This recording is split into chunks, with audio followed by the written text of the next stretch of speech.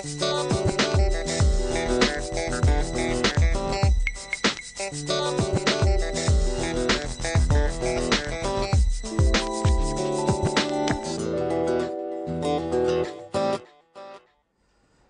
uns minuts parlàvem de les ordenances fiscals a Vilanova i la Geltrú, aprovades la setmana passada. Ho fèiem parlant des del govern, amb la presència de la regidora d'Economia i Hisenda. Ara continuem parlant, com dèiem, d'ordenances, en aquest cas a Sant Pere de Ribes, i ho farem des de la vessant de l'oposició, o com a mínim des d'un dels grups de l'oposició, com és Unitat Municipal Nou CUP. El nostre segon convidat d'avui, doncs, com dèiem, és el regidor portaveu d'aquest grup municipal, Tomàs Carandell. Gràcies per acompanyar-nos. Gràcies a vosaltres per convidar-nos. Unes últimes setmanes a Sant Pere de Ribes que l'actualitat passa per números, per molts números, per ordenances, per pressupostos, ordenances participatives, pressupostos participatius. Anem a pams, comencem per aquestes ordenances, ja tindrem temps d'anar parlant també d'altres qüestions, però unes ordenances que el titular és queden congelades. Recordem que UM9 va votar en contra, va ser l'únic grup de fet que va votar en contra d'aquestes ordenances, però sí que va dir que el fet que es congelessin li semblava bé. Sí, a veure, en l'anàlisi que nosaltres vam fer a la proposta d'ordenances i que vam intentar explicar en el plenari durant la discussió és que si bé estàvem d'acord amb bàsicament dues de les línies que presentaven aquestes ordenances que enteníem que eren de continuïtat amb el que el govern del que havíem format part conjuntament amb Convergència i Unió, que era la congelació dels grans impostos i de les taxes, i per altra banda la reducció de la quota de les llars d'infants, que dirien ser les dues grans línies o dues de les grans línies de la proposta que feia el govern, doncs ja estàvem d'acord perquè eren línies que nosaltres havíem encapçalat i enteníem que eren correctes. Dit això, a part d'estar d'acord amb aquestes dues línies, hi havia, per una banda, tot un seguit de propostes amb la que no compartíem i trobàvem a faltar capacitat o empenta per fer propostes que realment ataquessin les necessitats del municipi, responguessin a aquestes i poguessin donar solucions. És cert que en les ordenances hi ha problemes legals, que evidentment està excessivament regulat a nivell estatal els marges de maniobra, però tampoc el govern hi ha treballat a fons per fer una proposta que pogués realment ser atrevida, ja dèiem, valenta, com li dèiem a l'alcaldessa en el ple, de cara a donar resposta a aquestes necessitats. Sobre el que no estàvem d'acord, bàsicament ens referíem a les bonificacions a l'IAE, que em sembla que és un error perquè ja és un impost que és prou baix, que com recordàvem en el ple es fa només a aquelles empreses que tenen un volum net de negoci per sobre d'1 milió d'euros i que per tant són unes empreses econòmicament parlant molt determinades, que la seva activitat té un impacte sobretot sobre l'economia local molt concret i que enteníem que l'IAE, que ja és prou baix, que ens sembla que és molt baix i que s'aplica comparativament amb el volum de negoci és molt baix, que a sobre es bonifiqui, enteníem que és una política errònia. Una política errònia que ja ve fent el Partit Socialista amb determinades empreses d'aquest volum, les grans empreses en què l'Ajuntament, des que hi ha el Partit Socialista, ha tendit a posar-li catifes vermelles. I això ha tingut una repercussió, pensem nosaltres, sobre el model econòmic productiu del municipi i sobre l'economia de proximitat, el comerç local, etc. I per això enteníem que aquesta era una proposta errònia. L'altra proposta que, malgrat l'objectiu, i estàvem completament d'acord, que és la taxa sobre els pisos buits, entenem que la proposta que ha fet definitivament el govern és molt menor, gens atrevida i a més tindrà un efecte pràcticament nul. Aquesta taxa, que perquè té un import molt reduït i que no suposarà un problema en cap moment pels grans tenidors, que sembla que és l'objectiu, a més té molts problemes legals ja de sortida i, per exemple, entre d'altres coses que li fèiem veure al govern durant el ple, no gravarà sobre, per exemple, la Sareb, que és un dels grans tenidors que té blocs sencers en el municipi. Ja la mateixa redacció de l'ordenança exclou entitats com la Sareb perquè pugui gravar i, per tant, pensem que no servirà tampoc per fer polítiques efectives d'intervenció en el mercat de l'habitatge. I l'anàlisi global que fèiem davant d'aquestes dues coses és que s'havien plantejat més des d'un objectiu propagandístic, per poder fer rodes de premsa en la que es diu no, el govern fa unes ordenances que generen llocs de treball, quan això evidentment no és cert, quan es promociona determinades empreses que no només no generen llocs de treball, sinó que la implantació d'aquestes empreses el que han fet és precaritzar més la situació laboral dels treballadors i que a més són empreses que han vingut aprofitant-se de les successives reformes laborals. No hi haurà una millora en els llocs de treballs i tampoc hi haurà una intervenció sobre el mercat d'habitatge. En aquest cas estem en una situació molt dramàtica al municipi en quant a habitatges buits, en quant a presència de famílies amb necessitat i en quant a unes generacions joves que no tenen forma de pagar els preus que avui s'estan exigint al municipi per accedir al lloguer, doncs entenem que cal polítiques més valentes i decidides de transformació de la realitat que no només titulars, que és allà on el govern, i li dèiem en el ple, és allà on el govern, en les rodes de premsa i en els titulars on el govern s'aguanta bé. Sí que és cert que, com a mínim, des del govern s'ha parlat molt de les bonificacions i de la tarifació social que s'aplica en aquestes ordenances. Per a la unitat municipal nou són mesures insuficients, entenc? No, ja ho dèiem també en el ple, és a dir, el que són bonificacions, la part que eren la congelació més les petites introduccions de bonificacions que la majoria parteixen de propostes de grups de l'oposició i que ha recollit el govern, perquè el govern entenem nosaltres que no ha fet un treball a fons de veure totes les possibilitats, doncs poden ser correctes, però l'impacte d'això és molt reduït. No el menyspreem en aquelles persones que estiguin en situació desfavorida que puguin beneficiar-se d'això. El que diem és que hi ha tot un marge d'actuació que el govern no està abordant per incapacitat i per manca de model de municipi, que això li repercuteix en que la proposta d'ordenances no són suficients, la proposta de pressupostos tampoc són suficients i sempre anem una mica abatzegades i a remolc del que està en aquest moment en boga. No hi ha un projecte clar del Partit Socialista de desenvolupar. Els objectius per això que es plantegen des del govern amb aquestes ordenances fiscals els comparteixen? Clar, els objectius en el plan teòric, diguéssim, el compartim, és a dir, es parla de la igualtat d'oportunitats, es parla de foment de l'economia local, es parla de la generació de llocs de treball i en això, diguéssim, en el pla teòric, hi estem d'acord. El problema és que a l'hora de plasmar això en feina real no ho trobem en aquesta proposta d'ordenances. I sobretot no ho trobem en l'acció del govern. També ho explicava en el ple, que el govern, paral·lelament a les ordenances fiscals, està treballant una ordenança del civisme que, entre moltíssimes altres coses, té per intenció perseguir, criminalitzar i sancionar la pobresa i l'exclusió social. Llavors, com s'aguanta això amb l'objectiu de la igualtat d'oportunitats i lluita contra l'exclusió social? Realment la posició del govern és molt d'hipocresia total, no? Per una banda manifesta fer una cosa, no fa accions reals per dur-ho a terme i per l'altra està fent tot el contrari. També diu estem per l'economia local i el comerç de proximitat i la promoció dels petits autònoms, etc. I el que està fent sobretot és afavorir grans empreses i àrees comercials que modificant normatives, cedint terrenys, tota la política que ha vingut fent el Partit Socialista de posar catifes vermelles a aquestes determinades empreses, amb l'impacte que entenem nosaltres molt negatiu que ha tingut sobre la vida del municipi, sobre l'economia local i sobre la pròpia configuració de model de municipi. Clar, moltes vegades les ordenances fiscals no ens enganyem, també són ordenances que s'apliquen a molts municipis diferents. Pel que entenc, són ordenances que vostè creu que on falla és a l'eficàcia, però hi ha alternativa. Sí, segur que hi ha alternativa. Clar, nosaltres des de l'oposició no tenim tota la maquinària de l'Ajuntament per treballar i el que ens sorprèn és que el govern no hagi estat capaç de presentar una sola proposta en aquest sentit. Nosaltres, per exemple, sí que vam posar sobre la taula en les negociacions, com altres grups, el fet del tema de l'IBI cultural. Enteníem que cal una valorització d'aquelles associacions, entitats que han apostat per tenir patrimoni propi, però que la seva aportació al conjunt de la comunitat, a la vida cultural i associativa del municipi és molt important i que entenem que no se'ls ha de sancionar per aquest motiu. I, per exemple,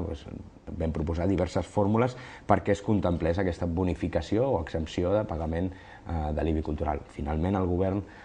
no ha sapigut o no ha volgut recollir aquesta opció, però enteníem que hi havia línies per actuar. Si parlem de progressivitat, el que segur que no es pot fer és afavorir a les grans empreses. Això de progressiu, i molt sovint l'alcaldessa diu aquells que més tenen i els que menys tenen. Doncs si s'afavoreix els que més tenen, s'afavoreix els que més tenen. I això és més clar a l'aigua, no? Llavors, és en aquesta línia en què nosaltres posàvem en dubte tota la proposta d'ordenances.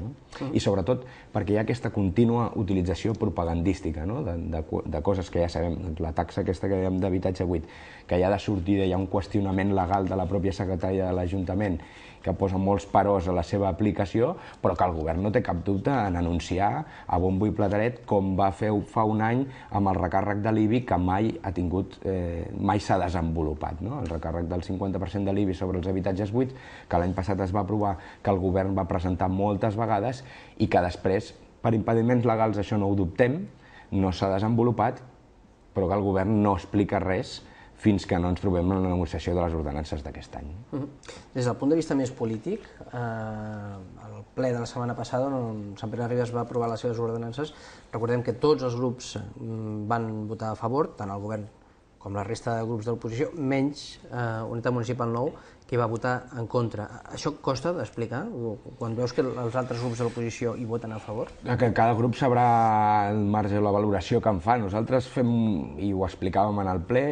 enteníem que el posicionament, i ho hem fet sempre, no només tenia a veure amb les ordenances, o sigui, amb la proposta concreta d'ordenances, que també, perquè enteníem que eren insuficients, que eren més d'un govern que tenia més por i incapacitat per tirar endavant i que a més estaven pensades per uns fins propagandístics, però no només ho fèiem des d'aquest sentit, sinó que el vot contrari també, i ho dèiem en el ple, era una esmena a la totalitat a l'acció que ve portar el govern. Un govern que, a la nostra forma d'entendre, no té un model de municipi, i aquí és l'error de partida sobre el que parlem. No hi ha un model econòmic productiu i per això acaba sempre l'Ajuntament afavorint a determinades empreses mentre tenim un comerç local o una economia local que està patint per tirar endavant. No hi ha un model cultural i per això som incapaços de posar ni tenir els equipaments que necessita el municipi, l'Ajuntament els té abandonats, els propis tancats i en mal ús, i tampoc és capaç de valorar la feina que fan des del tercer sector, entitats, associacions i altres. Tampoc hi ha un model social i per això entenem que ens fan ordenances que tenen molt bones paraules i molts bons objectius d'entrada, però que no donen resposta ni a les necessitats de la població ni es donen sortida a problemàtiques existents. L'exemple clar, les ordenances del civisme. Al final hi ha problemes de convivència en el municipi, com en tots els municipis, i el que s'acaba proposant com a solució és una ordenança que regularà de forma abusiva i fins i tot fins a l'absurd per establir un règim sancionador amb multes de fins a 1.000 euros i que, a més, engloba en un gran calaix de sastre que han anomenat civisme, totes les conductes que hi ha des de les conductes polítiques, qüestions socials, qüestions que tenien solució des d'un punt de vista polític amb propostes concretes, s'acaba englobant tot per perseguir i criminalitzar, i a més amb un règim que nosaltres pensem que és abusiu, que és arbitrari i que sobretot és repressiu. I això a més es fa contractant una empresa que ens porta un model d'ordenança del civisme copiat de qualsevol altra gran ciutat, per valor de 12.000 euros, que també ho dèiem en el ple, que la dada no és gens menyspreable i que s'intenta aplicar aquí com a possible solució. No es planteja cap solució educativa, de treball comunitari, d'alternatives, les qüestions es focalitza com a problemes, i ho dèiem, la mendicitat, la prostitució, la venda ambulant o la indigència, en lloc de ser tractada com una qüestió social que és el rerefons d'exclusió social, de pobresa que hi ha, es tipifica com una mala conducta i es proposa sancionar. Qui diu això diu jugar a pilota en una plaça o penjar roba en un balcó. Hi ha coses que són absolutament absurdes, com per exemple surt en la mateixa ordenança pescar en les zones aquàtiques del municipi, que si la troba el govern el lloc on es pot pescar, que ens ho digui, que també hi anirem a veure-ho. És a dir, Com que no hi ha model, es van fent propostes sobre la marxa, més amb fins propagandístics, que es podia sortir a fer una roda de premsa, i ho dèiem també, es feia roda de premsa sobre ordenances fiscals i ordenança del civisme, es colava, el govern l'ha anat colant en les 2 o 3 rodes de premsa que ha fet, i es ven com una cosa que en el paper i després en l'efectiu no és. Queda clar doncs, que aquesta ordenança de civisme no és la que més li agrada a Unitat Municipal, no? Però fa falta, Sant Pere Ribes, una ordenança de civisme, o considera que les altres ordenances ja recullen tot el que es proposava amb aquesta ordenança? Ja hi ha moltes, i em sembla que hi ha fins a un total de 12 ordenances diferents, o 10 o 12 ordenances diferents ja aprovades amb anterioritat que regulaven la majoria de qüestions. Però és que possiblement el debat que s'ha d'abordat no és si necessitem una ordenança del civisme o no, és si aquesta dona resposta als problemes concrets. Dèiem exemples molt clars, és a dir, el municipi, i és evident, té problemes de neteja dels carrers o de la recollida d'escombraries. Però possiblement, abans de començar a multar la població per determinades conductes que podem entendre que no són correctes, l'Ajuntament ha d'oferir un exemple a seguir. Clar, el pitjor gestor de la neteja, de la recollida d'escombraries, a nivell d'equipaments i en quines condicions estan. De tot això o a nivell d'alternatives per als joves, a nivell d'espais d'oci, a tots els nivells, l'Ajuntament és el pitjor exemple de tots. Per tant, imposar de sortida com a solució als conflictes de convivència una ordenança d'aquesta mena em sembla que és un error total, no? I, per exemple, oferim alternatives a la població, i quan diem alternatives vol dir, a vegades és infraestructures, és programes concrets de treball, abordatge des d'un punt de vista educatiu i comunitari dels conflictes o dels problemes de convivència, i no proposar, hi ha coses d'aquesta ordenança que a més van encaminades a privatitzar l'espai públic, a atacar la intimitat de les persones a casa seva, és a dir, fins al punt de regular els sorolls o quin tipus de soroll, si es pot o no tocar instruments a casa. És a dir, hi ha coses que són molt, molt, molt, molt excessives. Vostès diuen que potser el govern posa catifes vermelles amb massa facilitat a les grans empreses per la repercussió que això pot tenir sobre el model econòmic de la ciutat. Quin és l'impacte que, segons vostès, està tenint la presència d'aquestes grans empreses al municipi? Suposo que es refereix a l'impacte sobre els petits comerços. Home, és evident que en els darrers 15 anys l'arribada de determinades empreses o el desenvolupament de zones on s'han promocionat determinades empreses d'un tamany concret i a més dedicades moltes vegades a tot, ha tingut un impacte sobre el comerç local, i això és innegable, i també sobre el teixit productiu, és a dir... Un impacte negatiu, entenc? Sí, clar, evidentment. És a dir, nosaltres pensem que si bé generen això que se'n diu ara de dinamització econòmica, no és ben bé el model que nosaltres defensem. I el govern, en paraules, o sigui, amb el pla d'actuació municipal també ho diu, que el seu eix prioritari és promocionar el comerç local i el comerç de proximitat, l'economia local, aquesta de petita escala, més vinculada al territori, a la comunitat, però a l'hora de la veritat, és a dir, no tot és compatible. L'exemples clars seria el mercat municipal, es va apostar per fer-ho a través d'una gran empresa i al final la que ha triomfat és la gran empresa, després que se li cedís un terreny, i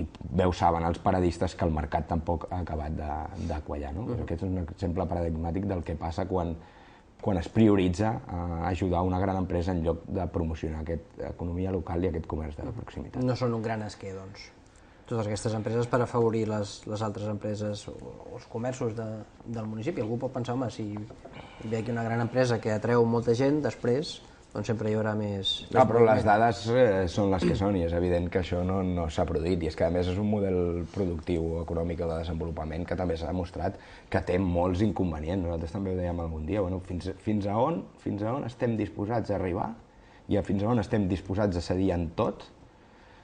per un grapat de llocs de treball. És a dir, evidentment hi ha una necessitat de generació de llocs de treball perquè estem en una situació d'atur que és la que és un drama per moltíssima gent, però fins a quin punt estem disposats a prescindir dels nostres drets i de coses que són de la comunitat per afavorir el grapat, ja dic el grapat, perquè tampoc estan tenint un impacte que s'hagi solucionat la crisi per l'arribada d'empreses, sinó que segurament del que provoquen de destrucció no ho generen de construcció. Durant el debat de les ordenances, vostè va acabar la seva intervenció fent, encara que fos de manera simbòlica, va parlar d'una esmena a la totalitat a l'acció de govern. Això són les ordenances. Clar, ara venen els pressupostos, que hauria de ser la traducció pràctica també d'aquestes ordenances. Què n'espera d'aquests pressupostos, doncs? Bé, ja ho hem explicat, esperem que el govern sigui valent, que sigui decidit, que realment deixi una mica de marge aquesta política de negociar una partida o dues partides, que fixi prioritats clares pel municipi i que això tingui una translació, un trasllat directe sobre el que el pressupost proposi.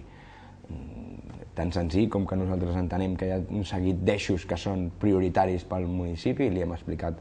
al govern moltes vegades, l'habitatge, els equipaments, les urbanitzacions, i la promoció d'una economia diferent, i entenem que economia de tipus més social, sostenible, i aquestes entenem que han d'estar plasmades, la nostra proposta, que han d'estar plasmades en aquesta proposta de pressupost, i a partir d'aquí és com anirem a negociar. Per cert, que sempre hi anem a negociar, que l'alcaldessa té la costum de dir que Unitat Municipal CUP no participa dels espais, no és cert. En tot cas no li agrada perquè potser en aquests moments som l'únic grup municipal que manté una posició crítica a la seva acció de govern, i és cert que l'alcaldessa des d'un punt de vista democràtic les crítiques no les porta gens bé. El model de pressupostos participatius que es vol desenvolupar el troben encertat? Sí, nosaltres hi vam estar a favor. També és com vam explicar, una línia de continuïtat d'una acció iniciada durant el nostre govern, que enteníem, no s'havia fet mai fins llavors, enteníem que era necessari que la ciutadania pogués debatre i pogués decidir sobre el pressupost del municipi,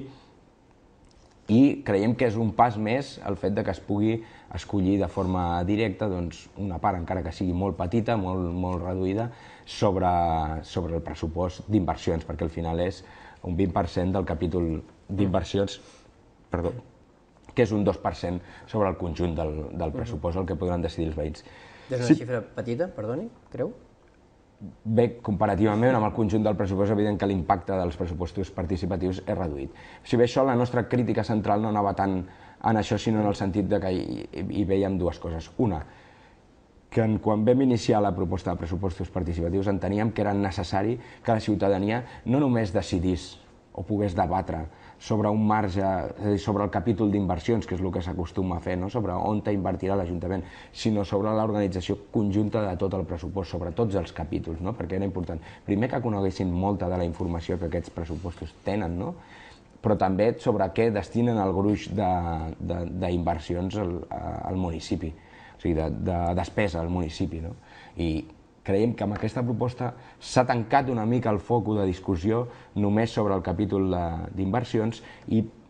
tenim el risc de perdre la visió global sobre el conjunt del pressupost. Aquesta és una. L'altra és el tema de la informació, clar. Si els grups municipals que participen des de l'oposició en el dia a dia de l'Ajuntament, diguéssim, en comissions informatives, en junta de portaveus, en els plens, tenim seriosos problemes perquè la informació que ens administra el govern és poca, és a destemps, hi ha un problema greu d'opacitat en determinats projectes, que no se'ns explica la informació, que no sabem com s'està desenvolupant, per exemple, el pla de reactivació econòmica, que el projecte de la Casa de la Vila portem mesos parlant-ne i seguim sense tenir un sol document sobre la taula, etc. Clar, com sense informació la participació queda molt tocada. Llavors, d'acord, estem totalment d'acord en promoure la participació, en que la ciutadania pugui escollir de forma directa projectes concrets o propostes concretes, però hem de disposar a la ciutadania, li hem de donar tota la informació, perquè si no, no pot decidir d'una forma lliure i real. Ens queden 2 minuts de programa, 2 minuts d'entrevista. Li volia preguntar, no sé si en els pressupostos que ara es presentaran, ja es contempla alguna cosa, alguna partida sobre el teatre de les Roquetes, un altre d'aquells equipaments dels que sempre se'n parla. En algun moment s'havia apuntat la possibilitat de que hi hagués com mínim un espai d'aquest teatre que també acabés funcionant com a biblioteca, és a dir, que fos un equipament que compatibilitzés els usos de teatre i biblioteca. Ja dic, no sé si ara està sobre la taula de debat més immediat, no sé si entrarà als pressupostos, però què en pensa Unitat Municipal Nou de... No ho sé si entrarà en els pressupostos o no. La qüestió és que ja té unes partides pressupostades des de fa molt de temps, tant havia pressupostat en l'anterior legislatura com en el passat pla de reactivació es va incloure més diners en el teatre municipal. Si bé és cert que potser el que cal definir és que si vol fer el govern ha passat de fa 10 anys que volia tirar-lo a terra per fer un centre de dia, després volia, durant la campanya electoral d'aquestes darreres eleccions, volia tirar-lo a terra per fer una biblioteca, ara sembla que vol fer una cosa mixta i potser el que cal discutir primer és quina és fer. Nosaltres érem partidaris de que es rehabilités amb el mínim cost per fer un teatre. Evidentment, s'hi haurà de fer obra perquè porta molts anys tancats en les condicions en les que estava, però ja s'hi va fer una primera actuació de neteja, de condicionament, doncs s'ha d'acabar amb l'objectiu, pensem nosaltres, d'obrir-lo com a teatre. I ja per acabar, un altre dels noms que Unitat Municipal Nou va portar al ple de la setmana passada va ser el de Joan Coma, amb el qual doncs, va voler que l'Ajuntament s'assumís amb la seva situació, aquest conflicte judicial, per dir-ho d'alguna manera, que té una moció d'urgència van presentar en el darrer ple perquè dilluns va fer una roda de premsa a Vic explicant la situació i enteníem que l'haver-se negat a anar a declarar a l'Audiència Nacional després que el fiscal li hagi imputat o li vulgui imputar un delicte de sedició que pot comportar penes de fins a 3 anys, enteníem que era bo que es pogués fer aquest acte de suport del ple, de suport a ell mateix també, a les paraules per les quals se l'imputen, que és totalment una barbaritat, que per l'exercici de la llibertat d'expressió, a més amb una qüestió totalment política, és a dir, no hi ha més, se li pugui fer aquesta persecució i aquesta repressió. També alhora refermar que tot això està contextualitzat en una situació d'un procés que no té res més a veure amb el dret a decidir del poble de Catalunya i l'exercici de la sobirania. Tomàs Canadell, regidor portaveu del grup municipal d'Unitat Municipal Nou CUP a l'Ajuntament de Sant Pere de Ribes, moltes gràcies per haver-nos acompanyat, ho hem de deixar aquí, no tenim temps per res més. Avui hem parlat d'ordenances, ja segur que tindrem temps de parlar de pressupostos quan toqui, que segurament serà aviat. Moltes gràcies. Moltes gràcies a vosaltres. Tots vostès també ja ho saben, la sessió plenària d'avui acaba aquí, en aquest moment, però d'aquí a 7 dies nosaltres hi tornem, continuant seguint l'actualitat política de la comarca del Garraf. Fins aleshores, passin molt bona setmana. Adéu-siau.